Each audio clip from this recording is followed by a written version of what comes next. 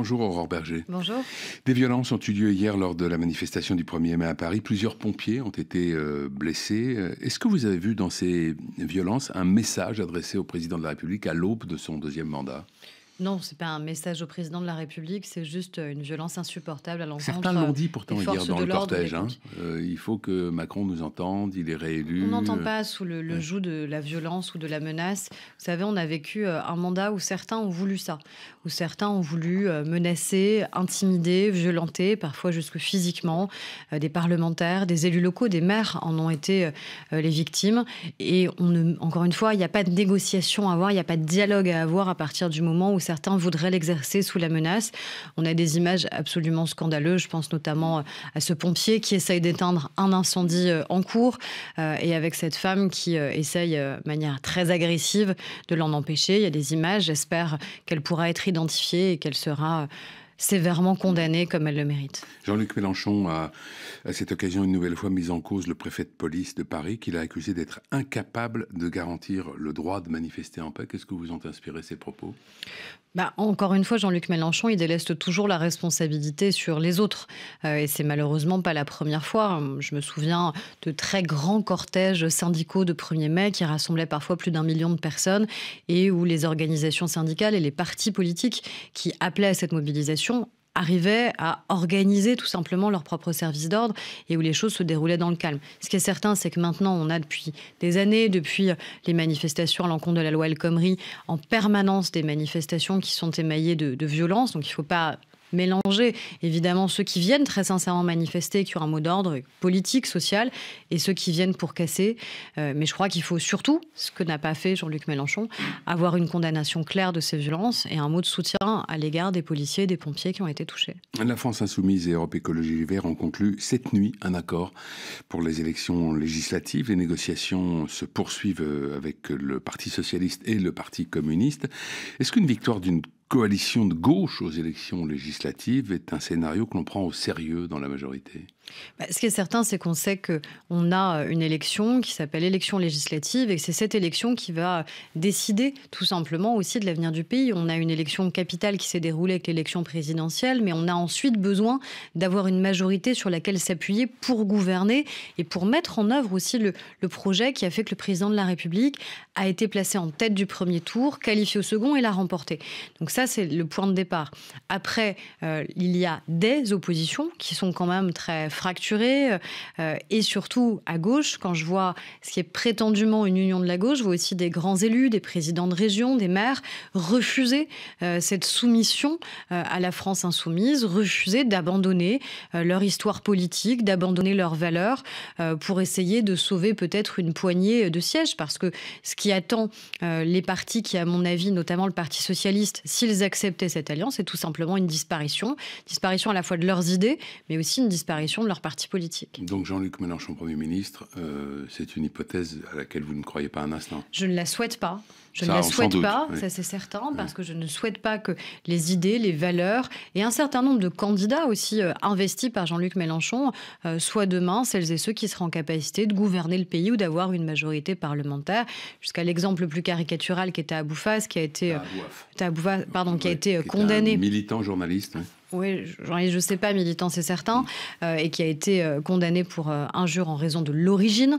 Donc je crois que ça devrait à lui seul... syndicaliste policière. Exactement, cette condamnation, elle devrait à elle seule le disqualifier tout simplement de pouvoir être candidat. Et les autres partis politiques ne devraient pas accepter de s'associer à ce type de candidat. Encore une fois, est-ce que le seul enjeu du Parti socialiste ou d'Europe Écologie, c'est de sauver une poignée de sièges ou c'est de faire valoir les idées, les valeurs qui sont les leurs? Et je crois qu'il y a beaucoup de Français qui se reconnaissent dans des valeurs progressistes, des valeurs sociales, des valeurs européennes, qui ne pourront pas accepter cette union et qui, à mon avis, se reconnaîtront dans le projet que nous portons. Le maire écologiste de Grenoble, Éric Piolle, a adressé vendredi une lettre assez longue au président de la République dans laquelle il évoque un certain nombre de sujets. Mais il y a un passage de ce courrier qui déchaîne les passions depuis vendredi, puisque beaucoup y voient une intention d'autoriser le port du burkini dans les piscines de la ville. Je le cite, donc le maire de Grenoble. À Grenoble, nous veillerons à ce qu'aucun règlement intérieur, aucun équipement public ne constitue une injonction ou une discrimination. Nous considérons que ce qui est la marque du patriarcat, c'est l'injonction à se couvrir ou se découvrir. Nous devons regarder la pertinence de ces interdits qui ne font pas avancer et qui ne respectent pas la liberté de pratiquer ou non une religion. Est-ce que les villes doivent pouvoir autoriser ce que l'État cherche à combattre ? Vous savez, il y a quelques années, on avait eu un autre débat sur les piscines municipales qui était la question des horaires d'ouverture de ces piscines où certains prônaient prétendument au nom de l'égalité entre les femmes et les hommes des horaires où seules les femmes pouvaient accéder aux piscines. Moi, je crois profondément à l'universalisme et donc à la mixité qui doit pouvoir exister dans notre société aujourd'hui et heureusement, dans notre pays, tous les hommes, toutes les femmes, quelles que soient leurs conditions, quelle que soit leur origine, ont accès aux établissements publics, aux équipements publics et ont la possibilité de pratiquer un sport professionnel ou amateur. Nul n'est empêché aujourd'hui d'accéder à une piscine. Par contre, il y a des règles sanitaires qui sont mises en place parce que ça n'est pas un équipement comme un autre qui fait que d'ailleurs, pour un homme, souvent, on impose en effet des tenues qui doivent être des tenues réglementaires. Et je crois qu'il ne faut pas y déroger parce que si on commence à y déroger, demain, on aura à nouveau la question des horaires de piscine qui devront être réservés à certains. Et puis après, on le fait sur quels critères, sur quelle base. Donc moi, je crois qu'il faut rappeler un principe fondamental dans notre République laïque, c'est que personne n'est empêché. Et si certains veulent se mettre en retrait des lois, c'est à un moment leur choix, mais ça n'est pas à la République de plier face à ça. Votre collègue députée de l'Hérault, Coralie Dubost, annonce qu'elle se met en retrait de la vie politique après des accusations sur une gestion jugée dispendieuse de ses frais de mandat, mais aussi sur des comportements avec certains de ses collaborateurs qui auraient confiné au harcèlement. Vous aviez eu vent de cette affaire avant qu'elle ne sorte ces derniers jours? Non, je l'ai découvert au moment où Mediapart a publié son enquête. Est-ce que ce n'est pas ce genre d'affaires qui, d'une certaine manière, favorise l'abstention en dégoûtant les Français de la politique? Vous savez, quand on est arrivé en 2017, la première loi qu'on a votée, c'était la loi justement sur la moralisation de la vie politique. Ce qu'on a fait à l'Assemblée nationale, ce qui n'a d'ailleurs jamais été fait au Sénat, c'est qu'on a supprimé ce qu'on considérait être comme des avantages indus des parlementaires. On a, par exemple, supprimé le régime spécial de retraite qui existait pour les députés. Au Sénat, ça persiste. On a mis en place des règles très claires de transparence. Avant, en vérité, les députés, ils pouvaient de manière beaucoup plus large, utiliser leurs frais de mandat. Il n'y avait pas de contrôle. Aujourd'hui, on est contrôlé. Je viens d'être contrôlé. Tous les députés sont contrôlés sur une année prise au hasard. Donc ça veut dire qu'à n'importe quel moment, vous pouvez l'être. Donc, vous devez, et c'est normal encore une fois, rendre des comptes parce que c'est de l'argent public. Et cet argent public, il doit être utilisé dans un cadre qui est très réglementé, qui est la manière avec laquelle vous exercez votre mandat. Vous louez par exemple une permanence, vous pouvez avoir un stagiaire.